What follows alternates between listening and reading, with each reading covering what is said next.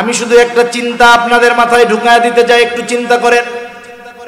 আমার আপনার যখন মরণ হবে, আমি মরি আর আপনি মরেন, যেহেতু লেভেলে আছে মুসলমান, পরিচয়টা মুসলমান, আমাকে আপনাকে সুন্দরভাবে গোসল দিয়ে কাফন পরিয়ে লাশের খাটিয়ায় উঠায়া জানাজার ময়দানে নিয়ে যাওয়া হবে, জানাজা হবে।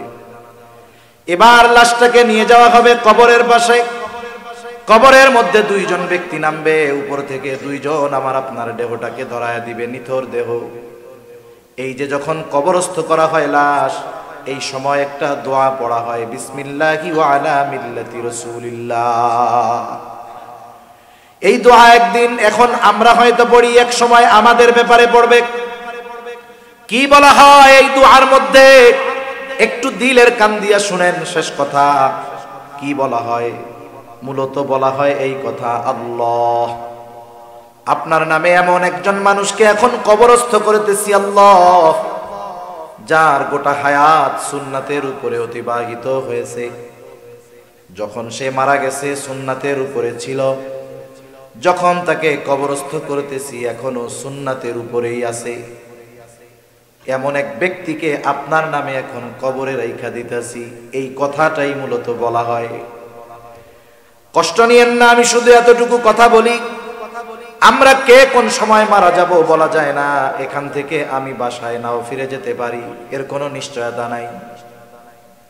একটু চিন্তা করে দেখেন, এই দোয়াটা পড়ে অথবা এই কথাটা বলে যেই লোকটাকে কবরস্থ করা হলো, দেখা যাবে গোটা জিন্দেগি সে কখনো সুন্নাতের পাশ দিয়াও হাঁটে না। না তার চেহারায় সুন্নাত আছে, না তার কর্মে সুন্নাত, না তার লেবাসে সুন্নাত ছিল। একটু বুঝে থাকলে জবাব দিবেন, যেহেতু মুসলমানের সন্তান, তার ব্যাপারেও এই দোয়াটা পড়া হবে কি হবে না? কিন্তু বলেন তো, তার বাস্তবতার সাথে আর এই দোয়ার কথার সাথে মিল আছে কি? এখন তার ব্যাপারে এই দোয়াটা সত্য হবে নাকি মিথ্যা হবে? শুধুমাত্র এতটুকু অনুরোধ করি, কোন সময় মরণ হয় বলা যায় না। আমি যদি এখনই মারা যাই অথবা আগামী দিন মারা যাই, 2 দিন পরেও যদি মারা যাই, যখন আমাকে কবরস্থ করা হবে, ওটা হবে আমার অনন্তকালের সফরের প্রথম মঞ্জিল। আমাকে আপনাকে যেন মিথ্যা কথা বলে কবরে না রাখা লাগে, অথবা যেই কথাটা বলবে ওটা আমার আপনার জন্য যেন সত্য হয়, আমার আপনার সাথে যদি কথাটার মিল থাকে, আমার আপনার ব্যাপারে যেন কথাটা সত্য হয়। এই আলোকে যদি জীবন না সাজাতে পারি, মনে রাখবেন ওই জীবন বড় ক্ষমতার অধিকারী হতে পারে, ওই জীবন কোটি কোটি ডলারের মালিক হতে পারে, কিন্তু আল্লাহর কসম ওই কথাটার সাথে যদি আমার আপনার জীবনের বাস্তবতার মিল না থাকে, আমি আপনি সফল হতে পারি নাই, তাহলে আমার আপনার নামটা ব্যর্থদের তালিকায় চলে যাবে।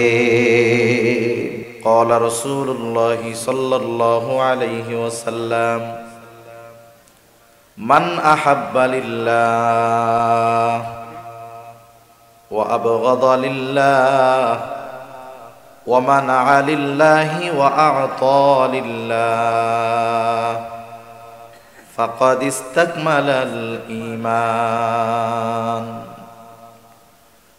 রাসূল আকরাম সাল্লাল্লাহু আলাইহি ওয়াসাল্লাম বলেন, মান আহাব্বা লিল্লাহ, যে ভালোবাসে আল্লাহ তাআলার জন্য, তার মানে সে যাকেই ভালোবাসবে এই ভালোবাসা হবে আল্লাহ তাআলার সন্তুষ্টির জন্য। দুনিয়াতে ভালোবাসা 2 ধরনের, একটা হলো বৈধ ভালোবাসা আর একটা হলো অবৈধ ভালোবাসা। আসেন, যেহেতু 14ই ফেব্রুয়ারি, এটা অবৈধ ভালোবাসাকে কেন্দ্র করে এই দিবসের সূচনা হয়েছে। অবৈধ ভালোবাসা কোনটা? অবৈধ ভালোবাসা হলো একটা যুবক যুবতীর মধ্যে যেই বিবাহ বহির্ভূত সম্পর্ক, যুবক বলে আমি তাকে ভালোবাসি, সেও বলে আমি ওকে ভালোবাসি। এই ভালোবাসা যত গভীর হোক, বলেন তো এই ভালোবাসা বৈধ নাকি অবৈধ? এই ধরনের যত ভালোবাসা আছে সব ভালোবাসাগুলো অবৈধ ভালোবাসা। অবৈধ ভালোবাসা আল্লাহর সন্তুষ্টির জন্য বাসা যায় না। কোন যুবক যদি কোনো যুবতীকে বলে যার সাথে তার বিবাহের সম্পর্ক নাই, ভাইও নয়, বোনও নয়, মা বাবাও নয়, ছেলেও নয়, স্বামীও নয়, স্ত্রীও নয়, এই যুবক যদি ওই যুবতীকে বলে আমি তোমারে আল্লাহর জন্য ভালোবাসি, ও যদি মনে করে এই যুবতীকে ভালোবাসলে আল্লাহ খুশি হবে, আমি বলি খুশি হবে না, বরং তোর ঈমানটা চলে যাবে। অবৈধ ভালোবাসা আল্লাহর সন্তুষ্টির জন্য বাসা যায় না। এখন বলেন, পান করার সময় কার নামে পান করতে হয়? বিসমিল্লাহ বলে পান করতে হয়। এখন বলেন তো, কেউ যদি ইচ্ছা করে বুঝে শুনে বিসমিল্লাহ কইয়া মদ পান করে, ঈমান থাকবে কি থাকবে না? ঈমান চলে যাবে। যেই ভালোবাসা শরীয়ত বলে হারাম, যেই ভালোবাসা শরীয়ত নিষিদ্ধ করেছে, এমন কোন ভালোবাসা আল্লাহর সন্তুষ্টির জন্য বাসা যায় না। যদি কেউ বাসে তাহলে তার ঈমান থাকে না। এজন্য এক নম্বরে আমাদেরকে সকল প্রকার অনৈতিক ভালোবাসা থেকে বেঁচে থাকতে হবে। একটা ছেলে একটা মেয়েকে ভালোবাসতে পারবে না। পারবে কখন? যখন সম্পর্ক হবে শরীয়তের নীতিমালায়, এই ভালোবাসা বৈধ হওয়ার একটা সম্পর্ক যখন তার মধ্যে হবে, তখন ভালোবাসলে সওয়াব আছে। এমনি সওয়াব নাই, বরং ঈমান যাওয়ার আশঙ্কা আছে। ঠিক কিনা বলেন? তাহলে আল্লাহর জন্য ভালোবাসতে হয় বৈধ ভালোবাসা। বৈধ ভালোবাসা কোনটা? বাবার প্রতি মায়ের ভালোবাসা, মার প্রতি সন্তানের ভালোবাসা, মেয়ের প্রতি মার ভালোবাসা, ভাইয়ের প্রতি বোনের ভালোবাসা, এক মুমিন ভাইয়ের প্রতি আরেক মুমিন ভাইয়ের ভালোবাসা। এই সব ভালোবাসাগুলো বৈধ ভালোবাসা। তবে এই বৈধ ভালোবাসাগুলো দুনিয়ায় মানুষ সম্পর্কের কারণেও বাসে। যেমন দুনিয়াতে যত ধর্ম আছে, যত মানুষ আছে, প্রত্যেকটা মানুষ যিনি বিবাহিত তিনি তার স্ত্রীকে ভালোবাসেন, যার সন্তান আছে সন্তানকে ভালোবাসে। আপনি যদি তাদের জিজ্ঞাসা করেন কেন আপনি আপনার ছেলেটারে ভালোবাসেন, বলে আমার সাথে ওর সাথে রক্তের সম্পর্ক, ভালো কেন বাসবো না? ঠিক কিনা বলেন? তাহলে দুনিয়ার মানুষ অধিকাংশ সম্পর্কের কারণে ভালোবাসে, যদিও ভালোবাসাটা বৈধ। তবে যদি একটু ভালোবাসাটা একটু পরিবর্তন করত, মুমিন সে তো আরেক মুমিনকে যদি মোহাব্বত করে আল্লাহর জন্য যদি করে, সেটাও তার ইবাদত হয়ে যায়। স্বামী স্ত্রীকে ভালোবাসবে, শর্ত হলো বলবে যে দেখো তুমি আমার স্ত্রী, তুমি আমার স্বামী, তোমাকে আমি শুধু সম্পর্কের কারণে ভালোবাসি তা নয়, বরং তোমাকে আমি ভালোবাসি আল্লাহ তাআলার সন্তুষ্টির জন্য। অনুরূপ ভাবে স্ত্রীও স্বামীকে বলবে তোমারে ভালোবাসি আমি আল্লাহর সন্তুষ্টির জন্য। দুনিয়াতে যদি পারিবারিক জীবনে এই ভালোবাসা, স্বামী স্ত্রীর ভালোবাসা শুধু সম্পর্কের কারণে নয়, যদি আল্লাহর জন্য তারা এই ভালোবাসা বাসত, তাহলে আমাদের সমাজে পারিবারিক কলহ, পারিবারিক দ্বন্দ্ব, বিবাহ বিচ্ছেদ আমাদের বাংলাদেশে প্রতি মিনিটে এক একটা ঘটে। এটা হলো কাগজে কলমে। কাগজে কলমে দৈনিক প্রতি মিনিটে এক একটা বিবাহ বিচ্ছেদ হয়। এটা তো হিসাবের কথা, কিন্তু হিসাববিহীন গ্রামের মানুষের খোঁজ খবর নেন।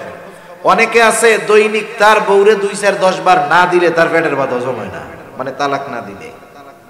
এদের হিসাব বাদ। হিসাবে হলো দৈনিক এক একটা সংসার ভাঙতেছে প্রতি মিনিটে। সংসার কেন ভাঙে বলেন তো? ভালোবাসা থাকলে নাকি গেলে? খোঁজ নিয়ে দেখেন, এই দুইজন স্বামী স্ত্রী এদের মধ্যে ঠিক ভালোবাসা ছিল না, কিন্তু এরা যদি আল্লাহর জন্য পরস্পর পরস্পরকে ভালোবাসতো, ইবাদত হতো, দেখা যাবে 2 দিন দুইজন দুই দিকে। স্বামী অফিসে গিয়া আরেকটা অবৈধ ভালোবাসার সাথে জড়ায় গেছে, স্বামীর থেকে যখন স্ত্রী দূরে, সেও হয়তো আরেকটা অবৈধ ভালোবাসায় জড়ায় গেছে। যখন হারাম ঢুকে গেছে দুই দিক দিয়া, দুধ যত ভালো খাবার হোক না কেন, দুধের মধ্যে যদি গরুর প্রস্রাব পড়ে যায়, ওই দুধ আর ভালো থাকে না। এই সম্পর্কটা পবিত্র এক সম্পর্ক, ভালোবাসার এক সম্পর্ক। এটা আল্লাহর জন্য যদি হইতো তাহলে দুইজন চিন্তা করতো আমাকে সে আল্লাহর জন্য ভালোবাসে, আমিও তাকে আল্লাহর জন্য ভালোবাসি, সেহেতু এমন কিছু করা যাবে না যাতে আল্লাহ বেজার হয়। সে নিজেকে গুনার থেকে বাঁচায় রাখতো, স্বামীও বাঁচায় রাখতো, স্ত্রীও বাঁচায় রাখতো নিজেকে। তখন দুইজনের এই মোহাব্বতের সম্পর্ক দৃঢ় থাকতো, ঠিক কিনা বলেন? এজন্য আমরা আমাদের আত্মীয় স্বজন সকলকে আল্লাহর জন্য ভালোবাসবো। সম্পর্কের ভালোবাসা সব ধর্মের মানুষ বাসে, কিন্তু আল্লাহর জন্য ভালোবাসা মুমিন একে অপরকে বাসে। তখন কি হয়? এই ভালোবাসাটা শুধু শান্তির কারণ হয় না, আল্লাহর জন্য এই ভালোবাসা পরস্পরের মধ্যে থাকার কারণে ওই ভালোবাসাটাও তার আমলনামায় ইবাদত বলে গণ্য হয়ে যায়। তাহলে এখন থেকে যারা বিবাহিত স্ত্রীকে বলবে আই লাভ ইউ, ভালোবাসি, এই শব্দটার প্রয়োগ বৈধ জায়গায় বেশি বেশি করতে হবে। না করার কারণে অবৈধ জায়গায় বেশি প্রয়োগ হইতেছে। এজন্য আজকের থেকে যাদের ওয়াইফ আছে বিবাহিত, বুড়া হোক আর বুড়া হোক, এটা একবারে বৃদ্ধ হইল মুরব্বি যায় বলবেন আমি তোমাকে ভালোবাসি। ইংরেজিতেও বলবেন আই লাভ ইউ। ভালোবাসি কেন? বলে আল্লাহর সন্তুষ্টির জন্য ভালোবাসি। কথা বুঝেন নাই? ভাই ভাইকে ভালোবাসবে, ভাই বোনকে ভালোবাসবে আল্লাহর জন্য, বাবা সন্তানকে ভালোবাসবে, মেয়ে মাকে ভালোবাসবে আল্লাহর জন্য। তাহলে বলেন আমাদের দুনিয়ার সকল বৈধ ভালোবাসা হবে কার জন্য? জোরে বলেন। আল্লাহর নবী সেই কথাই বলেন, মান আহাব্বা লিল্লাহ, যে বৈধ ভালোবাসা বাসে আল্লাহ তাআলার জন্য। 2 নাম্বার ওয়া আবগাদা লিল্লাহ, যে বিরোধিতা করে, দুশ্মনী করে, সম্পর্ক ছিন্ন করে আল্লাহর জন্য। মনে রাখবেন, আপনি যদি আপনার সন্তানকে আল্লাহর জন্য ভালোবাসেন, ওই আল্লাহর জন্যই আপনি সন্তানের বিরুদ্ধে যেতে পারবেন। যদি শুধু সম্পর্কের কারণে আপনি একজনকে ভালোবাসেন, যদি কখনো আল্লাহর জন্য তার বিরোধিতা করতে হয়, সেটা আপনি তখন পারবেন না। যদি ভালোবাসার মূলটা হয় আল্লাহর জন্য, তাহলে আল্লাহর জন্য আপনি তাকে দুশমন বানাতে পারবেন। হতে পারে না? বাবা ছেলের মধ্যে শত্রুতা, দুশমনি হতে পারে কি পারে না?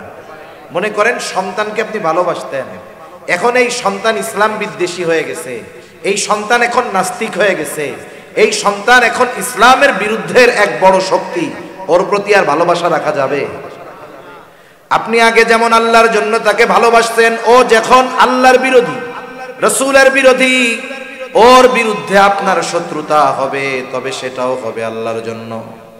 এই জন্য যাকে আল্লাহর জন্য ভালোবাসা যায়, যেই সম্পর্কটা আল্লাহর জন্য গড়া যায়, ওই সম্পর্কটা আল্লাহর জন্য ভাঙাও যায়। এটা ভালোবাসার মূলনীতি হবে যে আমাদের ভালোবাসা হবে আল্লাহ তাআলার জন্য। তাহলে ভালোবাসাও যাবে, তাহলে ওই ভালোবাসা ত্যাগ করাও যাবে। সাহাবায়ে কেরাম এই দৃশ্যটা আমাদের সামনে দেখায় গেছেন। তাদের অন্তরে সর্বদা আল্লাহর মুহাব্বত সবচাইতে সুদৃঢ় ছিল। এরপরে নবীজির মুহাব্বত তাদের অন্তরের মধ্যে সর্বোচ্চ ছিল। এই জন্য তারা আল্লাহর মুহাব্বতে আল্লাহর জন্য বাবার বিরোধিতা করতেও পিছপা হয় নাই। আল্লাহর মুহাব্বতে বাবার বিরুদ্ধে অস্ত্র ধারণ করতেও তারা পিছপা হয় নাই। ইতিহাসের অন্যতম একটি ঘটনা হলো বদরের যুদ্ধের ঘটনা। বদরের যুদ্ধ সংগঠিত হয়েছে 2য় হিজরিতে, 17ই রমাদান। বদরের যুদ্ধের প্রেক্ষাপট হলো মুসলমানেরা কাফেরদের সাথে ব্যাপক আকারে যুদ্ধ করার জন্য প্রস্তুত ছিল না, প্রস্তুতিও ছিল না। মূলত উদ্দেশ্য ছিল আবু সুফিয়ানের বাণিজ্য কাফেলার উপরে জাটিকা আক্রমণ করা, গেরিলা হামলা করা। আবু সুফিয়ান যখন বুঝতে পারছে কাফেলাওয়া নিরাপদ, খবর পাঠায় দিছে মক্কায় যে আমাদের বাণিজ্যিক কাফেলা বিপদের সম্মুখীন হতে পারে, আমাদের সাহায্যের জন্য তোমরা আগায় আসো, মুসলমানদের দ্বারা আমরা আক্রান্ত হতে পারি। আবু জেহেল খবর পেয়ে তৎকালীন সময়ের সর্বাধুনিক সমরাস্ত্রে সুসজ্জিত হয়ে 1000 সশস্ত্র কাফের রওনা হয়ে গেছে। ইতিমধ্যে আবু সুফিয়ান নিরাপদ এলাকায় পৌঁছায় গেল। আবার খবর পাঠায় দিছে আবু জেহেল আমাদের কাফেলা নিরাপদ এলাকায় চলে আসছে, আর সাহায্যের কোনো দরকার নাই। আবু জেহেল চিন্তা করে, এত সৈন্য সামন্ত নিয়ে প্রস্তুতি নিয়ে আসলাম, ফিরে যাবো কেন? মুসলমানদের সাথে যুদ্ধটা লাগায় দেই, যেহেতু ওরাও পরিপূর্ণ প্রস্তুত নাই। এই অবস্থায় যদি ওদের উপরে আমরা হামলা করতে পারি, তাহলে এই দুনিয়া থেকে ইসলাম এবং মুসলমানদের মূলোৎপাটন করে দেওয়া যাবে। এই জন্য আবু সুফিয়ানের খবর যাওয়ার পরেও অহংকার কইরা ও আর পিছু যায় নাই, ফেরত যায় নাই, আক্রমণ করতে চলে আসছে।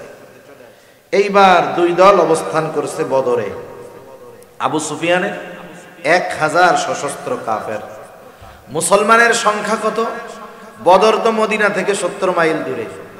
এখনকার জামানা আর ওই জামানা তো এক না, ফুস করে তো ফোন দেওয়া যায় না, যাইতে হবে, একজন খবর দিবে, প্রস্তুতি নিয়ে লোকজন আসবে। সেই সময় সেই অবস্থা কোনোটাই নাই।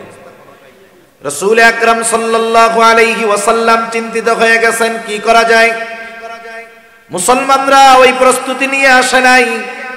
নবীজি মুহাজির আর আনসার সাহাবীদেরকে নিয়ে পরামর্শে বসলেন, কি করা যায়? প্রথমে পরামর্শ চাইলেন মুহাজিরদের কাছে।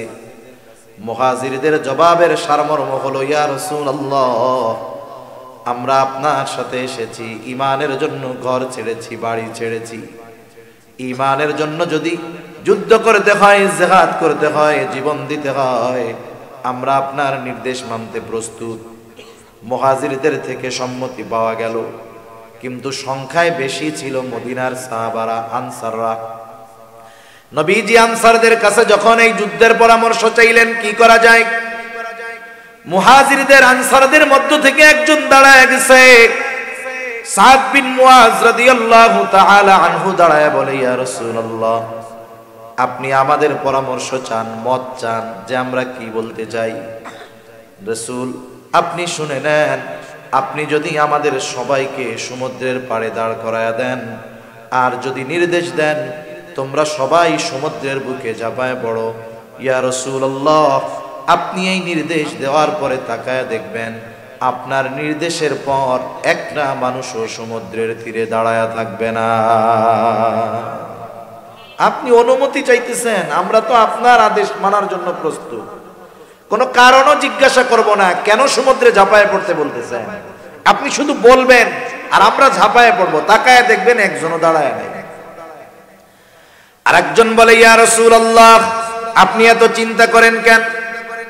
আমরা আপনার সামনে, পেছনে, ডানে বামে, চতুর্দিকে অবস্থান নিয়ে কাফেরদের বিরুদ্ধে যুদ্ধ করব। আমরা এমন ভাবে যুদ্ধ করব, আপনি আমাদের যুদ্ধ দেখে খুশি হয়ে যাবেন। নবীজি বাছাই করে পাইলেন 313 জন। 313 জনের কাছে 313টা অস্ত্র নাই। যুদ্ধের ময়দানে প্রাইমারি কিছু আর্মস আছে, যেটা সব সৈন্যের কাছে থাকবে, এটা কমন। তৎকালীন সময়ের যুদ্ধ জেহাদের মধ্যে তলোয়ার, এটা হলো প্রাথমিক এক অস্ত্র। অথচ এই তলোয়ার আছে 100টা, লোকের সংখ্যা হলো 313 জন। 313 জনের কাছে 313টা তলোয়ার নাই। প্রচন্ড গরম, রোজা রেখে, প্রথম বছর রোজা ফরজ হয়েছে, প্রচন্ড গরমের সময় রোজা ফরজ হয়েছে। রোজা রেখে কারো পায়ের মধ্যে জুতা নাই, সকলের কাছে চড়ার মতো বাহন নাই, পায়ে হেঁটে, কারো হাতের মধ্যে পাথর, কারো হাতের মধ্যে লাঠি। এই গড়ে নিরস্ত্র 313 জন মানুষ তৎকালীন সময়ের 1000 কাফেরের বিরুদ্ধে যুদ্ধ করার জন্য ময়দানে হাজির হয়ে গেছে। যদিও তাদের সংখ্যা 313, অস্ত্রবিহীন, কিন্তু এই 313 জনের ঈমান এত পাওয়ারফুল ছিল যে গোটা দুনিয়াও যদি ওই 313 জনের সামনে এসে দাঁড়িয়ে যেত, ওই গোটা দুনিয়ার সব শক্তির বিরুদ্ধে ওই 313 জন যথেষ্ট হয়ে যাইত। কারণ তাদের ঈমান ছিল পরিপূর্ণ। 313 জন গেছে। এই 313 জনের মধ্যে একজনের নাম হলো আবু উবাইদা ইবনুল জাররাহ রাদিয়াল্লাহু তাআলা আনহু। আবু উবাইদা ইবনুল জাররাহ যুদ্ধের ময়দানে গেছে। ওনার নাম হলো আবু উবাইদা, বাবার নাম হলো জাররাহ। আবু উবাইদা জান্নাতের স্পেশাল সুসংবাদ প্রাপ্ত 10 জনের একজন। আমরা অনেক সময় মনে করি শুধুমাত্র মনে হয় 10 জনের ব্যাপারেই জান্নাতের সংবাদ আল্লাহ দিছে। না, মূলত এই 10 জনের জন্য স্পেশাল ভাবে আল্লাহ তাআলা জানিয়েছেন। তবে যত সাহাবা একরাম আছে সকলের ব্যাপারে আল্লাহ তাআলার ঘোষণা হলো রাদিয়াল্লাহু আনহুম। যত সাহাবা একরাম আছে আল্লাহ তাআলা বলেন আমি সবার উপরে রাজি খুশি সন্তুষ্ট। আল্লাহ তাআলা যাদের উপরে রাজি খুশি সন্তুষ্ট হওয়ার ঘোষণা দিবেন এরা জান্নাতি, এটা বোঝার কোনো কষ্ট হওয়ার কথা না। এখন এই আবু উবাইদা যুদ্ধের ময়দানে গেছে। আবু উবাইদা মুমিন, ওর বাবা জাররাহ কাফের। আর আবু উবাইদাকে জান্নাতের স্পেশাল সুসংবাদ প্রাপ্ত 10 জন। যেমন অনেক সময় বিদেশ সফরে যায় না মানুষ, বিদেশ সফরে বড় বড় যেই বিমানগুলো বোয়িং বা এয়ারবাসের বড় বড় বিমান 500-700-800 মানুষ ধরে, ওই বিমানগুলোর ভিতরে ওই বিমানের গন্তব্য, ওই বিমানে যারা আছে মধ্যে সবার গন্তব্য এক জায়গায়, ঠিক না? কিন্তু ওই বিমানের মধ্যে স্তর বিন্যাস থাকে, সিটের ভাগ থাকে। কিছু থাকে বিজনেস ক্লাস, কিছু থাকে রয়্যাল ক্লাস, আর কিছু থাকে ইকোনমি ক্লাস। যাত্রী সব এক জায়গায় যাবে, কিন্তু সবচাইতে ভিআইপি কারা? যারা বিজনেস ক্লাসে থাকে। এদের জন্য ব্যবস্থাপনা ভিন্ন, এদের সিটটা ভিন্ন, এদের নাস্তা ভিন্ন, এদের জন্য টেক কেয়ারের ব্যবস্থা ভিন্ন, কিন্তু গন্তব্য তো সবার এক জায়গায়, ঠিক কিনা বলেন? নাকি এই 10 জনের চেয়ার টেয়ার ভালো বইলা এনাগোলাইগা আলাদা ব্যবস্থা আছে, ওনারা ওনাদের বাড়ির উপরে বিমান দাঁড়াবে, ওনাদেরকে ওই জায়গায় নামাই দেবে, এমন নাকি? সবাই এক জায়গায় যাবে, এক জায়গায় নামবে, গন্তব্য এক জায়গার, একই বিমানের, কিন্তু তফাৎ কি? কিছু আছে হলো বিজনেস ক্লাসের আর কিছু আছে ইকোনমি ক্লাসের। তাতে কি, সব এক জায়গায় তো যাবে। এই বিজনেস ক্লাস এদের মর্যাদা বেশি, একটু পাওয়ার বেশি, সম্মান বেশি। জান্নাতের সুসংবাদ প্রাপ্ত 10 জন, বাকি সবারও গন্তব্য এক, কিন্তু এই 10 জনের একটু স্পেশালিটি বেশি। আবু উবাইদা যুদ্ধের ময়দানে গিয়া দেখে তাকায়া তার বাবা জাররাহ কাফের, কাফেরদের পক্ষে যুদ্ধ করার জন্য আসছে আবু উবাইদার বাবা। বাবা যদিও কাফের হয়, ইসলাম কখনো বলে না যে বাবা কাফের হইলে বাবার সাথে খারাপ আচরণ করবা, ভালো ব্যবহার করবা না। বরং ইসলাম এটা বলে তোমার বাবা যদি কাফের হয় ওই বাবার সাথে খারাপ আচরণ করবা না, বরং ওই কাফের বাবার সাথেও তোমরা সদাচরণ করবা। ইসলাম কখনো বাবা যদি কাফের হয় কারো, ওই কাফের বাবার সাথে ইসলাম কখনো খারাপ আচরণ করতে বলে না, বরং ইসলাম বলে ওই কাফের বাবার সাথেও কি করবা? সদাচরণ করবা, ভালো ব্যবহার। আসমা বিনতে আবি বকর রাদিয়াল্লাহু তাআলা উনি আসছে নবীজির কাছে, এসে বলে ইয়া রাসূলুল্লাহ, আমার মা একজন মুশরিকা, আপনারে পছন্দ করে না, দেখতে পারে না। নবীজিকে বলতেছে আয়েশা কি, আমার মা একজন মুশরিকা, উনি আপনাকে খুব অপছন্দ করে, দেখতে পারে না আপনারে। উনি মাঝে মধ্যে আমার কাছে আসে, আমার মা যদিও, আমি ওনার সাথে কেমন আচরণ করব? আমরা হইলে কইতাম আমারে দেখতে পারে না, আসলে লাঠি দিয়ে ফিডাইয়ে ঘরের থেকে বের করে দিবে। নবীজি কি বললেন? যখন আসবে তুমি তার সাথে উত্তম ব্যবহার করবা। সুবহানাল্লাহ বলেন। তাইলে মা যদি বাবা যদি মুশরিক মুশরিকাও হয়, তাদের সাথে ভালো ব্যবহারের নির্দেশ আল্লাহও দিয়েছেন, রাসূলুল্লাহও দিয়েছেন। সুবহানাল্লাহ বলেন। মা মুশরিক, ভালোবাসেন মারে, সমস্যা নাই তো, ভালোবাসা এই জায়গা খাটান। আল্লাহ রাব্বুল আলামিন মা বাবা মুশরিক হলে যে ভালোবাসা যাবে না এমনটা বলেন নাই। রাসূলুল্লাহ সাল্লাল্লাহু আলাইহি ওয়াসাল্লামের নির্দেশনার মাধ্যমে জানা যায় মা বাবা যদি মুশরিক হয় ভালোবাসতে কোনো অসুবিধা নাই। আবার আল্লাহ তাআলা কোরআনুল কারীমের মধ্যে জানায় দেন মা বাবা যদি মুশরিক হয় ওই মা বাবার সাথে খারাপ আচরণ করার সুযোগ সন্তানের নাই। আল্লাহ তাআলা সবচাইতে বেশি বেজার হন বান্দা যখন শিরিক করে। কি করে বলেন? ঘুমাইতেছেন নাকি? তাকবীর দেন, নারায়ে তাকবীর। এই তো জবাবটাও এরকম একটু জোরে দিয়েন, তাহলে বুঝবো না দাজা আছেন। দুনিয়ায় স্ত্রী সন্তান তাদেরকে কেন্দ্র করে এই জীবন গড়ে। সন্তানের চেহারা দেখলে সারা দিনের ক্লান্তি নিমেষেই দূর হয়ে যায়। কিন্তু কিয়ামতের দিন ওই সন্তান বাবার মুখোমুখি হইতে যাবে না। যেই মা সন্তানের জন্য দুনিয়ায় জীবন দিয়ে দেয়, ওই সন্তানের মুখোমুখি মা সেই দিন হতে চাইবে না। আল্লাহ তাআলা বলেন, সবাই সবার থেকে পালায়া থাকবে, লুকায়া থাকবে, প্রত্যেকটা মানুষ তার নিজের চিন্তায় বিভোর থাকবে।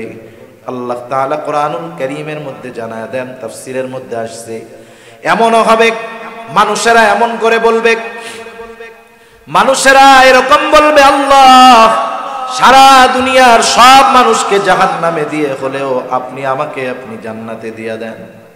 তাহলে মুসিবতটা কত বড় একটু চিন্তা করে দেখেন। যেই দিন সকলে নাফসি নাফসি নিজের চিন্তায় বিভোর, সেই দিন সকলেই চিন্তিত থাকবে, আমার আপনার নবীজিও চিন্তিত থাকবে। তবে নবীজি নিজের জন্য চিন্তা করবে না, নবীজি তার উম্মতের মাগফিরাতের চিন্তায় থাকবে। সেই দিন মা চিন্তা করবে, ছেলেরে জাহান্নামে দিয়া হলেও আমি যেন জান্নাতে যাইতে পারি, আর নবীজি উম্মতের চিন্তায় বিভোর থাকবে। কি করবে নবী সেই দিন? নবীজি আল্লাহ তাআলার কাছে উম্মতের মাগফিরাতে ফরিয়াদ করবে, সুপারিশ করবে। হাদিসের মধ্যে আসছে, নবীজি একবার দৌড়িয়ে চলে যাবে হাউজে কাউসারের কাছে। না জানি তার কোন উম্মত হাউজে কাউসার থেকে, পানি পাম থেকে মাহরুম হয়ে যায়। আর একবার দৌড়ে চলে যাবে পুলসিরাতের কাছে। না জানি তার কোন উম্মত পুলসিরাত পাড়ি দিতে ব্যর্থ হয়ে যায়। নবীজি আর একবার দৌড়ে চলে যাবে জাহান্নামের কাছে। না জানি তার কোন উম্মতকে জাহান্নামে দিয়ে দেওয়া হয়। নবীজি আর একবার দৌড়ে চলে যাবে মিজানের কাছে। না জানি তার কোন উম্মত ওজনে ধরা পড়ে যায়। আবার যখন উম্মতের জন্য সুপারিশ দরকার, আল্লাহ তাআলার কাছে ঈশা উম্মতের জন্য সুপারিশ করবে। হাদিসের মধ্যে আসছে, সব নবী জান্নাত অভিমুখে রওনা হয়ে যাবে, সব নবী জান্নাতের দরগড়ায় পৌঁছায়া যাবে, কিন্তু জান্নাতের দরজা বন্ধ, জান্নাতের দরজা খোলা হবে না। জিজ্ঞাসা করবে, কি ব্যাপার, জান্নাতের দরজা খোলা হয় না কেন? জান্নাতের পাহারাদারেরা জবাব দিয়ে বলবে, যিনি আসলে খোলা হবে তিনি এখনো আসেন নাই। তিনি কে? বলে, তিনি হলেন মুহাম্মদুর রাসূলুল্লাহ সাল্লাল্লাহু আলাইহি ওয়াসাল্লাম। কোথায় তিনি? বলে, তিনি এখনো হাসরের ময়দানে। নবীজি যতক্ষণ না তার ওই উম্মত যার যাররা পরিমাণ ঈমান আছে তার ব্যাপারেও আল্লাহ তাআলার কাছ থেকে জান্নাতের নিশ্চয়তা নবী যতক্ষণ না পাবেন, আমার আপনার নবী ততক্ষণ পর্যন্ত জান্নাত অভিমুখে রওনা হবে না। একটু চিন্তা করেন। আমি কোন পলিটিক্যাল লিডার বা পলিটিক্সের কথাটা বলি না, কিন্তু দেশের বড় পলিটিক্স যারা করে এরা আমাদের আশেপাশের কাছের আত্মীয় স্বজন। একটু চিন্তা করে দেখেন তো, একজন যখন এমপি ছিল তার পাশে সবাই গুড়গুড় করছে, তাই না? কত মহব্বত ভালোবাসা জীবন দিতে গেছে। ব্যক্তি তো বাইসা আছে, খালি তার এমপিত্ব নাই। এখন পাশে গিয়া মাসিও বসে না, ঠিক কিনা বলেন? এটা হলো দুনিয়ার ভালোবাসার প্র্যাকটিক্যাল একটা এক্সাম্পল।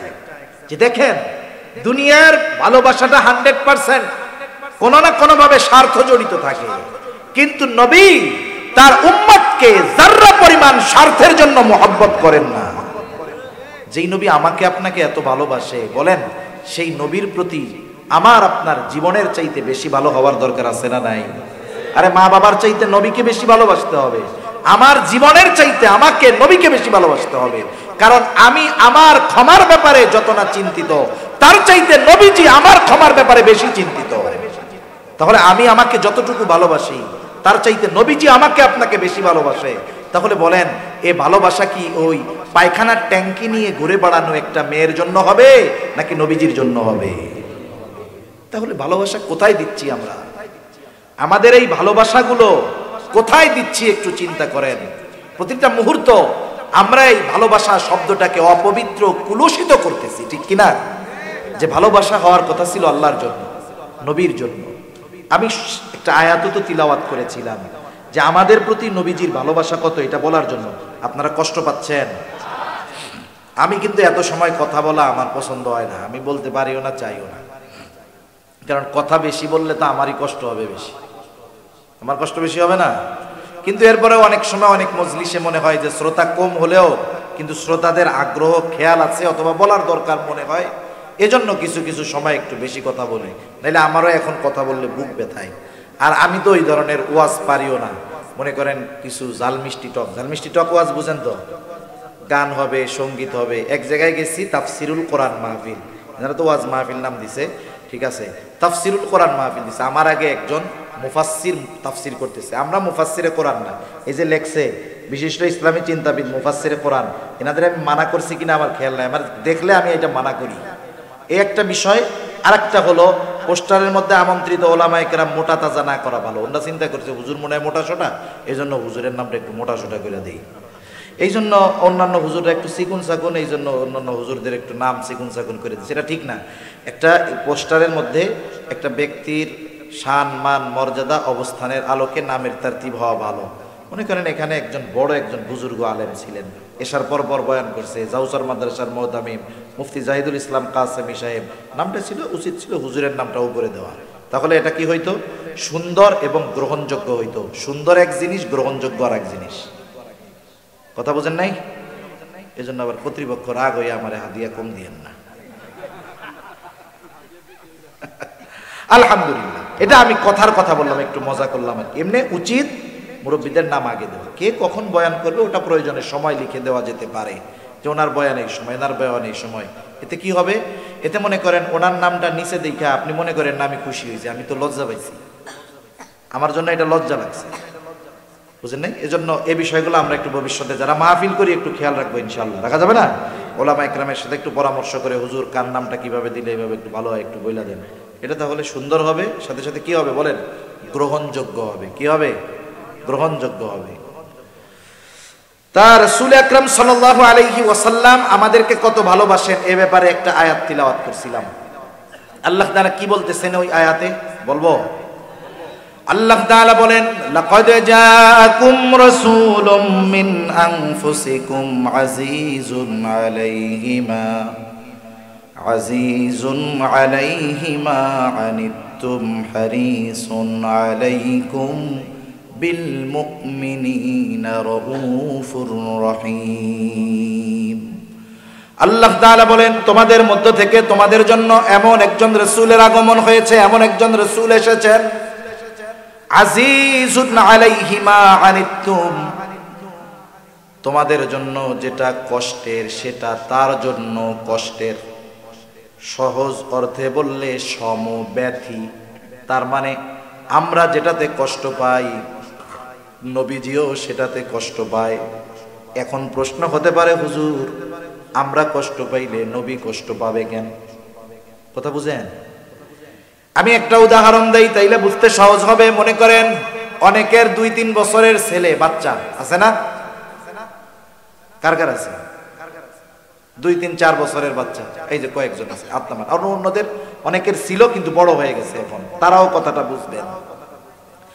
মনে করেন আপনার 2 বছরের 3 বছরের বাচ্চা, একটা ছোট বাচ্চা যখন সদ্য ভূমিষ্ঠ 5 মাস 3 মাস 4 মাস বয়স, সন্তান হিসাবে তার প্রতি মহব্বত থাকে কি থাকে না? কিন্তু ওই বাচ্চাটা যখন 1.5 বছর 1 বছর 1.5 বছর হয়, এক কথা বলার আগে 10 বার আব্বু ডাকে। বলেন তো মহব্বত আগের চাইতে বাড়ে না কমে? এই যে মহব্বত বাড়ে 2 বছর 1.5 বছর 3 বছরের বাচ্চা, মনে করেন এই বাচ্চাটা গভীর রাতে প্রচন্ড রকমের জ্বরাক্রান্ত হয়েছে, এতটা জ্বর তার গোটা দেহ কেমন যেন আগুন ধরে গেছে, চোখ দুটো কেমন যেন বের হয়ে যাচ্ছে, ছলছল করতেছে চোখ দুটো। বাচ্চার কষ্ট হয়, জ্বরের তীব্রতায় শরীরের মধ্যে কাঁপুনি হয়ে গেছে, মুখ দিয়ে তার কষ্টের শব্দ বের হচ্ছে, আহ আহ। ছোট বাচ্চা, পাশে বসা আছে তার মা বাবা, এই ফিল এই অনুভূতি ওয়াজ করে বোঝানো কঠিন। আমি যদি ওই মা বাবাকে জিজ্ঞাসা করি যে এই পরিস্থিতিতে পড়েছে, যে বলেন তো ওই বাচ্চা অসুস্থ হয়ে যতটা কষ্ট পায়, তার পাশে বসে থাকা তার মা বাবা ওই বাচ্চার চাইতে কষ্ট কম পায় না বেশি পায়? অসুস্থ সন্তান কষ্ট পায় কে? মা বাবা। কিন্তু অন্য আরেক মা বাবা তো আপনার সন্তানের অসুস্থতায় ব্যথা কষ্ট পাবে না, আপনি কেন পান? কারণ আপনি একে সর্বোচ্চ ভালোবাসেন। নবীজি কেন আমাদের কষ্টে কষ্ট পান? কারণ নবীজি আমাদেরকে মা বাবার চাইতে বেশি ভালোবাসে। এই জন্য নবী চান না তার উম্মত কোনটা জাহান্নামে যাক। এজন্যই আল্লাহ তাআলা বলেন, ও দুনিয়ার মানুষ শুনে না, এই রাসূল হলো এমন এক রাসূল, যেই রাসূল তোমাদের কষ্টের কারণে সে কষ্ট পায়। 2 নম্বর আল্লাহ তাআলা বলেন হারিসুন আলাইকুম, রাসূল হলেন তোমাদের জন্য কল্যাণকামী, সর্বোচ্চ কল্যাণকামী নবীজি। একটা হাদিস বলি, কোন জায়গায় কোনটা কল্যাণকর সেই দিকে খেয়াল রাখতেন। নবীজি বলেন আল্লাহ তাআলা সব নবীকে তার উম্মতের ব্যাপারে এক একটা বিশেষ দোয়া করার সুযোগ দিয়েছে এবং ওই দোয়াটা কবুল হওয়ার নিশ্চয়তা আল্লাহ তাআলা দিয়েছেন। সব নবী দুনিয়ায় তার উম্মতের জন্য ওই দোয়াটা করে ফেলছে, আমি ওই দোয়াটা করি নাই, ওটাকে আমি সংরক্ষণ করে রাখছি। কিয়ামতের দিন আমার উম্মতের জন্য ওই দোয়াটা আমি আল্লাহ তাআলার কাছে সুপারিশ হিসাবে করব। কারণ নবী জানে দুনিয়ার মুসিবতের চাইতে ওই সময় মুসিবত বেশি, এই দোয়াটা এই সময় করার চাইতে ওই সময় করলে আমার উম্মতের জন্য কল্যাণকর বেশি হবে। এই জন্য নবী উম্মতের সর্বোচ্চ কল্যাণকামী হিসাবে ওইটাকে সংরক্ষণ করছে। তবে মুমিনদের প্রতি নবীজির ভালোবাসা হলো স্পেশাল ভালোবাসা। সবার জন্য ভালোবাসা আছে, কিন্তু মুমিনদের জন্য কি ভালোবাসা বলেন? স্পেশাল। এজন্য আল্লাহ তাআলা বলেন বিল মুমিনিনা রাউফুর রহিম, মুমিনদের জন্য তিনি হলেন রাউফ, তিনি হলেন রহিম।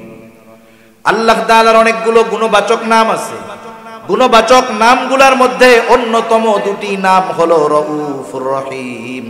এখন বলেন রাউফুর রহিম কে? আরো জোরে বলেন কে? রাউফুর রহিম আল্লাহ। দুনিয়ার কোন মাখলুক রাউফ হতে পারে না, দুনিয়ার কোন মানুষ রহিম হতে পারে না। অতি সদয় পরম দয়ালু একমাত্র আল্লাহ। কিন্তু নবীজির উম্মতের প্রতি কেমন দয়া, কেমন মায়া, কেমন সদয়, কেমন ভালোবাসা, এটা আমাদেরকে বোঝানোর জন্য আল্লাহ তাআলা নিজের সাথের যেই শব্দ রাউফুর রহিম, ওই 2টি শব্দ নবীর শানে ব্যবহার করে বলতেছে এই নবী হলো তার মুমিন উম্মতদের জন্য রাউফুর রহিম, অতি সদয় এবং পরম দয়ালু। নবীজি তার উম্মতের জন্য রাউফুর রহিম বলতেছে কে? আরে যার নাম সে যদি আরেকজনের শানে ব্যবহার করে এক্ষেত্রে তো আর শিরক হবে না, আমরা বলতে পারবো না। কিন্তু আল্লাহ বলতেছে এই নবী তার মুমিন উম্মতের জন্য রাউফুর রহিম তথা অতি সদয় পরম দয়ালু। কে? নবীজি। বলেন কে? তাহলে নবী আমাদের কত ভালোবাসে, এর চাইতে আর বোঝানোর কিছু আমার কাছে নাই। নবীজি যে আমাদের, নবীজি আমরা কত ভালোবাসি সেটা পরে রাখেন, নবীজি আমাদের কত ভালোবাসে এর চাইতে আমি আর কেমনে বুঝাবো, আমার আর যোগ্যতা নাই। আপনারা বুঝতে পারছেন? তাইলে এই পুত পবিত্র ভালোবাসা শব্দটাকে আমরা অপবিত্র বানায় ফেলতেছি, ঠিক না? যেহেতু আল্লাহ ভালোবাসে, আল্লাহকে ভালোবাসতে হবে। নবীজি আমাদের এইরকম ভালোবাসা বাসে। এখন আমরা যদি নবীজিকে ভালো না বাসি তাইলে আমাদের মতো নালায়েক আর কেউ আসেনি। এখন নবীরে ভালোবাসতে হবে, কেমনে বাসবো? নবীজিও জানে উম্মত তার প্রতি আমার ভালোবাসার খবর যাই না, আমাকেও ভালোবাসতে চাইবে। কেমনে আমার উম্মত ভালোবাসবে? হাদিস বলছিলাম, নবীজি বলেন উম্মত টেনশন কইরো না, আরে আবু বকর তো নবীকে সামনে পেয়েছে, এই জন্য নবীর কথায়, নবীর মহব্বতে বাড়ির সব সম্পদ না নবীর সামনে রাখছে। হযরতে তালহা নবীজিকে সামনে পেয়েছে, উহুদের ময়দানে শত্রুর অস্ত্রের আঘাতের সামনে নিজের বুকটাকে নবীর জন্য ঢাল বানায়া দিছে। আমরা তো নবীকে সামনে পাই নাই, কেমনে ভালোবাসবো? নবীজিও জানায়া দেন কেমনে ভালোবাসবা, শোনো, মান আহাব্বা সুন্নতি ফাকাদ আহাব্বানি ওয়া মান আহাব্বানি কানা মাই ফিল জান্নাহ। নবীজি বলেন যে আমার সুন্নতকে অনুসরণ করলো, মোহাব্বত করলো, সে আমি নবীকে ভালোবাসলো। আর নবীকে যে ভালোবাসবে, নবী জানায় দেন নবীর সাথে সে জান্নাতে থাকবে। তাহলে নবীর সুন্নতকে মোহাব্বত করলে নবীকে ভালোবাসা হয়, ঠিক কিনা বলেন? নবীকে ভালোবাসলে নবীর সাথে জান্নাতে থাকা যায়। নবীর সাথে জান্নাতে থাকতে পারা এটা বড় সৌভাগ্যের ব্যাপার। আমরা আমাদের প্রিয়জনদের সাথে একটু সময় কাটানোর কত চেষ্টা করি, কিন্তু নবীর সাথে থাকতে পারা এটা কত সৌভাগ্যের ব্যাপার। নবীজির মুখে যখন হযরত আনাস রাদিয়াল্লাহু তাআলা আনহু শুনলেন, লম্বা হাদিস, নবীজির মুখে শুনলেন, নবীজি বললেন আল মারউ মা'a মান আহাব্বা, যে যাকে ভালোবাসে তার সাথে অবস্থান করবে। এটা শুনছে হযরত আনাস রাদিয়াল্লাহু তাআলা আনহু বলেন, নবীর সাথে জান্নাতে থাকতে পারবো, এই কথাটা শুনে আমরা তথা সাহাবায়ে কেরাম এতটা খুশি হয়েছে যে ইসলাম আসার পরে আর কোনো কথার দ্বারা আমরা এতটা খুশি হই নাই। তাহলে নবীর সাথে থাকতে পারা এটা কত বড় সৌভাগ্যের ব্যাপার। এখন নবীর সাথে যদি থাকতে হয় তাহলে তো আমাদেরকে আগে জান্নাতে যাওয়া লাগবে। জান্নাতে গেলেই না সুযোগ আছে, ঠিক না? এখন জান্নাতে যাইতে চাই কারা কারা? হাত উঁচা করি। নারায়ে তাকবীর, নারায়ে তাকবীর, নারায়ে তাকবীর। জান্নাতে যদি যেতে চাই, নবীজি বলেন কুল্লু উম্মতি ইয়াদখুলুনাল জান্নাতা ইল্লা মান আবা। নবী বলেন আমার সব উম্মত জান্নাতে প্রবেশ করবে, আবা উম্মত ছাড়া। জিজ্ঞাসা করা হলো ইয়া রাসূলুল্লাহ, আবা উম্মত কারা? নবীজি বলেন মান আতাআনি দাখালাল জান্নাহ ওয়া মান আসানি ফাকাদ আবা। নবীজি বলেন যারা আমার আনুগত্য করলো তথা আমার সুন্নাত অনুসরণ করলো এরা জান্নাতে যাবে, আর যারা আমার অনুসরণ করলো না, আনুগত্য করলো না, সুন্নাত মানলো না, নবীজি বলেন এরা আবা উম্মত, এরা জাহান্নামে যাবে। এই দুই হাদিসের সংমিশ্রণ করলে, এই দুই হাদিসের সার নির্যাস হলো নবীকে যারা, নবীর সুন্নাতকে যারা মুহাব্বতের সাথে অনুসরণ করবে ওই মানুষগুলো জান্নাতে যাবে এবং নবীর সাথে তারা থাকবে। এই নিয়ামত, এই বরকত আমরা সকলে অর্জন করতে চাই কি চাই না? তাহলে আফসোসের বিষয় হলো এটাও চাই নবীর জন্য জীবনও দিতে পারি, কিন্তু যদি নবীর জন্য সুন্নাতের কথা বলে সুন্নাত মানতে আমরা রাজি নেই। আপনি যদি নবীর জন্য জীবন দিতে পারেন তাহলে নবীর জন্য দাড়ি রাখতে সমস্যা কোথায়? আপনি যদি নবীর জন্য জীবন দিতে পারেন তাহলে নবীর জন্য লম্বা জামা গায়ে দিতে অসুবিধা কোথায়? তার মানে বোঝা গেল আমরা নবীকে যে ভালোবাসার কথা বলি এটা আসলে ফেক ভালোবাসা। ফেক ভালোবাসা তো চিনেন, ফেক আইডি চিনেন না? দামি ভালোবাসা, ফেক ভালোবাসা। এই ভালোবাসার দাম আছে? জোরে বলেন না আছে? এখন অনেকে কইব হুজুর আপনার কাছে কি আর সুন্নাত টুন্নাত নেই, খালি দাড়ির কথা বলে। দাড়ি হলো এমন এক সুন্নাত যেই সুন্নাত অন্যান্য অনেক সুন্নাত পালনে সহায়ক হয়। দাড়ি হলো এমন সুন্নাত যেটা মানুষকে গুনার থেকে বাঁচায়, ঠিক কিনা কর? আচ্ছা মনে করেন একজন লোক এলাকায় আসছে, দাড়ি দুড়ি কিচ্ছু, আমি কোনো দাড়ি যার নাই তারে ছোট করতেছি না, আমরা দোয়া করি আল্লাহ তাআলা প্রত্যেকটা মুমিনের মুখকে নবীর সুন্নাত দাড়ির দ্বারা ভরপুর করে দেন, সকলে বলি আমিন। অনেক সময় হতে পারে, এমনটাও হতে পারে একজন দাড়িওয়ালা মানুষের আল্লাহর প্রতি যেই ভয় তার চাইতে দাড়িবিহীন লোকটার অন্তরে আরো বেশি ভয় থাকতে পারে কি পারে না? তাহলে আমরা আফসোস করি কেন? যেই লোকটার আল্লাহর প্রতি এত মোহাব্বত, এত ভালোবাসা, এই লোকটার সুন্নাত মানতে অসুবিধা কোথায়? এই জন্য তার জন্য আফসোস করি। দাড়িবিহীন লোককে ঘৃণা করি না, তাদের জন্য আমরা আফসোস করি। কি করি বলেন না? আফসোস কেন? কার জন্য করেন? যার প্রতি মোহাব্বত আছে তার জন্য, ঠিক কিনা? সেজন্য কোনো দাড়ি যার নাই তাকে কোনো সময় আমরা টিটকারি করে খোঁচা দিয়ে কথা বলবো না, যা বলার আমি বলি, আপনারা কিছু বলবেন না, দোয়া করবেন, বুঝাবেন। এখন দাড়ির কথা কেন বলি? এক নাম্বার, দাড়ি অনেক সুন্নাত পালনে সহায়ক হয়। একজনের মনে করেন দাড়ি নাই, সে দাড়ি রাখে নাই, এখন পরের দিন সকালবেলায় সে বাজারে লম্বা জুব্বা পাগড়ি লাগায়া তসবি লাগায়া সুন্দর মতো পীর সাহেবের মতো গেছে। যারা ওনারে চিনি অধিকাংশ দেখ দেখ কি বড় বাটপার, দেখছস সিটিং বাস, কি দাড়ি দুড়ি নাই, পীর সাহেব সাজছে, খোসা কথা বলবে কি বলবে না? এখন দেখেন, কিন্তু দাড়িওয়ালা যদি ওই পোশাকটা পরে যায় মানুষে তিরস্কারও করবে না, খোসাও মারবে না, কারণ পোশাকের সাথে সুরাতের সাথে একটা অ্যাডজাস্টমেন্ট আছে, ঠিক কিনা বলেন? এই যে দেখেন আপনি লম্বা জামা গায়ে দিতে এখন আপনার ঝামেলা মনে হয়, কিন্তু দাড়ি যখন রাখবেন না এটা গায়ে দিতে আর ঝামেলা মনে হবে না। এরকম অনেক সুন্নাত আছে এক দাড়ির জন্য সহজ হয়ে যায়। আবার দেখেন দাড়ির জন্য গোনা থেকে বাঁচা যায়। মনে করেন রাস্তা দিয়ে একটা মেয়ে হেঁটে যাচ্ছে, এই জায়গায় দুইজন, একজন বেনামাজি দাড়িহীন আর একজন নামাজি দাড়িওয়ালা, নামাজি দাড়িবিহীন আর বেনামাজি দাড়িওয়ালা, দুইজনই তাকায় রয়েছে এদিকে। এখন মানুষজন যদি দেখে যে এই দুই লোক তাকায় আছে, ওই দাড়িবিহীন নামাজিরে কিছু বলবে না, দাড়িওয়ালারে বলবো ওরে বাবা দাড়িও রাখো আবার এরকম। তাহলে তার মানে দেখেন দাড়িওয়ালারা ইচ্ছায় না হলেও অনিচ্ছায়ও অনেক সময় গুনার থেকে বাঁচার চেষ্টা করে।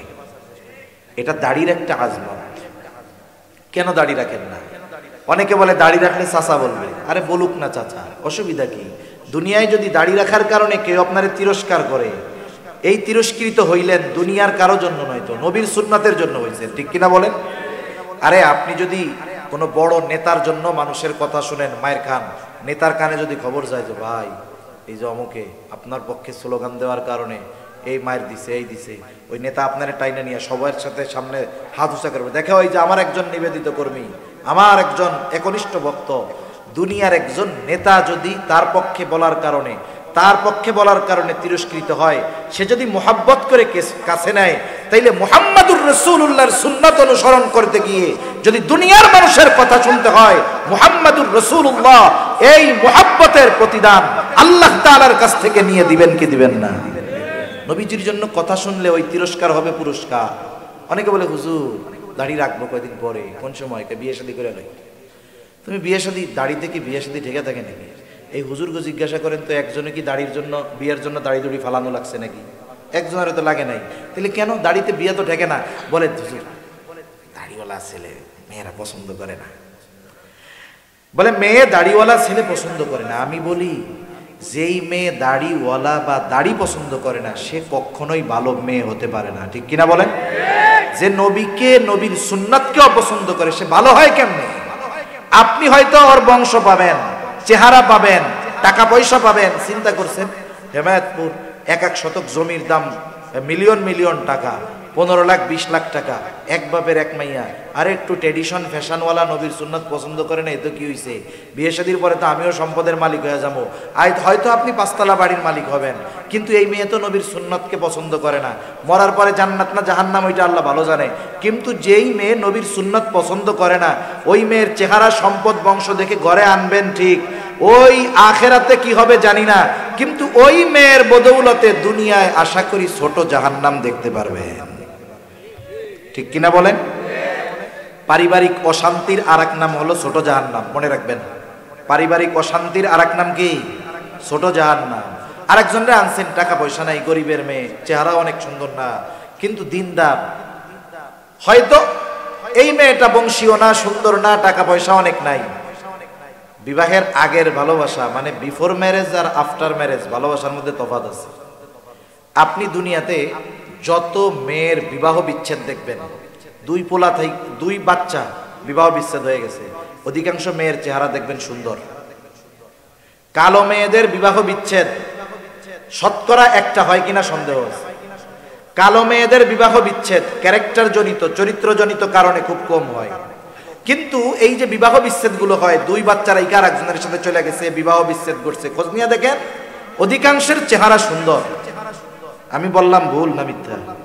যদি এইটাই হইতো তাইলে সুন্দরী যারা, এই চিত্রনায়িকারা নাকি সুন্দরী, ওদের এক একজনের বিবাহ হয়, কারো হাফ ডজন, কারো 1 ডজন, কারো 1 হালি বিয়ে হয়,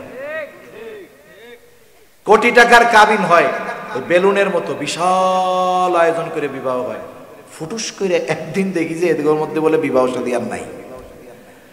তাহলে আফটার ম্যারেজ আর বিফোর ম্যারেজ ভালোবাসার মধ্যে তফাৎ আছে। বিফোর ম্যারেজ মানে বিবাহের পূর্বের ভালোবাসাতে প্রায়োরিটি পায় চেহারা, টাকা পয়সা, বংশ, কিন্তু আফটার ম্যারেজ স্বামী স্ত্রীর এই ভালোবাসার মধ্যে প্রাধান্য পায় আখলাক, চরিত্র, দিনদারিতা, ঠিক কিনা বলেন? তাহলে যেটা আমার জীবনের প্রয়োজন সেটা আগের থেকে ধরে নিলে সমস্যা কোথায়? এজন্য যারা বলে যে দাড়ি রাখলে সুন্দর ভালো মেয়েরা পছন্দ করবে না, আমি বলি যেই মেয়ে দাড়ি পছন্দ করে না ওই মেয়ে কশ্চিনকালে ভালো হতে পারে না। সর্বশেষ একটা কথা বলি, এ দুনিয়া থেকে আমরা কেউ থাকতে পারবো? আমাদের পূর্বপুরুষ কেউ থাকতে পারে নাই। আপনাদের মাইকেও মাঝে মধ্যে মানুষ মারা গেলে এলান করে না, অমুকে ইন্তেকাল করছে।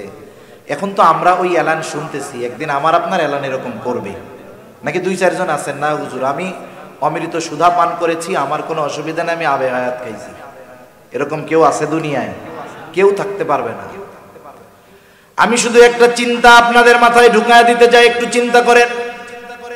আমার আপনার যখন মরণ হবে, আমি মরি আর আপনি মরেন, যেহেতু লেভেলে আছে মুসলমান, পরিচয়টা মুসলমান, আমাকে আপনাকে সুন্দরভাবে গোসল দিয়ে কাফন পরিয়ে লাশের খাটিয়ায় উঠায়া জানাজার ময়দানে নিয়ে যাওয়া হবে, জানাজা হবে।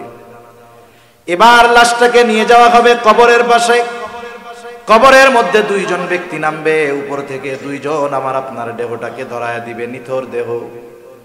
এই যে যখন কবরস্থ করা হয় লাশ, এই সময় একটা দোয়া পড়া হয়, বিসমিল্লাহি ওয়া আলা মিল্লাতি রাসূলিল্লাহ। এই দোয়া একদিন এখন আমরা হয়তো পড়ি, এক সময় আমাদের ব্যাপারে পড়বে। কি বলা হয় এই দোয়ার মধ্যে? একটু দিলের কান দিয়া শুনেন শেষ কথা। কি বলা হয়? মূলত বলা হয় এই কথা, আল্লাহ, আপনার নামে এমন একজন মানুষকে এখন কবরস্থ করতেছি আল্লাহ, যার গোটা হায়াত সুন্নাতের উপরে অতিবাহিত হয়েছে। যখন সে মারা গেছে সুন্নাতের উপরে ছিল, যখন তাকে কবরস্থ করতেছি এখনো সুন্নাতের উপরেই আছে। এমন এক ব্যক্তিকে আপনার নামে এখন কবরে রাইখা দিতেছি, এই কথাটাই মূলত বলা হয়। কষ্ট নিয়েন না, আমি শুধু এতটুকু কথা বলি, আমরা কে কোন সময় মারা যাব বলা যায় না। এখান থেকে আমি বাসায় নাও ফিরে যেতে পারি, এর কোনো নিশ্চয়তা নাই। একটু চিন্তা করে দেখেন, এই দোয়াটা পড়ে অথবা এই কথাটা বলে যেই লোকটাকে কবরস্থ করা হলো, দেখা যাবে গোটা জিন্দেগি সে কখনো সুন্নাতের পাশ দিয়াও হাঁটে না। না তার চেহারায় সুন্নাত আছে, না তার কর্মে সুন্নাত, না তার লেবাসে সুন্নাত ছিল। একটু বুঝে থাকলে জবাব দিবেন, যেহেতু মুসলমানের সন্তান, তার ব্যাপারেও এই দোয়াটা পড়া হবে কি হবে না? কিন্তু বলেন তো, তার বাস্তবতার সাথে আর এই দোয়ার কথার সাথে মিল আছে কি? এখন তার ব্যাপারে এই দোয়াটা সত্য হবে নাকি মিথ্যা হবে? শুধুমাত্র এতটুকু অনুরোধ করি, কোন সময় মরণ হয় বলা যায় না। আমি যদি এখনই মারা যাই অথবা আগামী দিন মারা যাই, 2 দিন পরেও যদি মারা যাই, যখন আমাকে কবরস্থ করা হবে, ওটা হবে আমার অনন্তকালের সফরের প্রথম মঞ্জিল। আমাকে আপনাকে যেন মিথ্যা কথা বলে কবরে না রাখা লাগে, অথবা যেই কথাটা বলবে ওটা আমার আপনার জন্য যেন সত্য হয়, আমার আপনার সাথে যদি কথাটার মিল থাকে, আমার আপনার ব্যাপারে যেন কথাটা সত্য হয়। এই আলোকে যদি জীবন না সাজাতে পারি, মনে রাখবেন ওই জীবন বড় ক্ষমতার অধিকারী হতে পারে, ওই জীবন কোটি কোটি ডলারের মালিক হতে পারে, কিন্তু আল্লাহর কসম ওই কথাটার সাথে যদি আমার আপনার জীবনের বাস্তবতার মিল না থাকে, আমি আপনি সফল হতে পারি নাই, তাহলে আমার আপনার নামটা ব্যর্থদের তালিকায় চলে যাবে। এজন্য জীবনটাকে আমরা ওইভাবে সাজাবো। সাজানো যাবে তো ইনশাআল্লাহ? আমরা আল্লাহ এবং রাসূলকে সর্বোচ্চ ভালোবাসি এবং তাদের ভালোবাসার প্রমাণ দেওয়ার জন্য যা করার দরকার সেটা যদি করতে পারি, তাহলে ঈমান কামেল হবে। এই মুহাব্বত, এই ভালোবাসা আমাকে জান্নাত পর্যন্ত পৌঁছায়া দিবে ইনশাআল্লাহ। আল্লাহ সুবহানাহু ওয়া তাআলা আমাদের সবাইকে আল্লাহ এবং রাসূলের প্রতি প্রকৃত মুহাব্বত ধারণের, প্রদর্শনের তৌফিক আল্লাহ তাআলা দান করেন। সকলে বলি আমিন। ওয়া আখিরু দাওয়ানা আনিল হামদুলিল্লাহি রাব্বিল আলামিন।